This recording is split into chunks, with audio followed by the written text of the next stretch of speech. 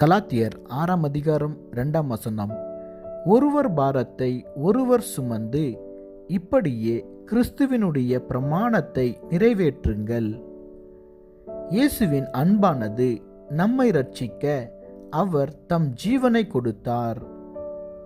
அதேபோல் நாமும் கூட சிலவற்றை செய்யும்படி தேவன் நம்மிடத்தில் எதிர்பார்க்கிறார். நாம் பிறருக்கு உதவிகள் செய்வதின் மூலம் நமது தேவனை நாம் நேசிக்கிறோம் என்பதை காண்பிக்க வேண்டும். தம்முடைய பிள்ளைகள் நற்கிரிகைகள் செய்ய வேண்டும் என்பதே தேவனின் விருப்பமாயிருக்கிறது என்பதை எப்பொழுதும் நினைவில் வைத்துக் கொள்ளுங்கள். நாம் எப்பொழுதும் மற்றவர்களுக்கு உதவி செய்யும் பொழுது தேவனுடைய அன்பை வெளிப்படுத்துகிற பிள்ளைகளாய் நாம் இருப்போம். ஆமென்.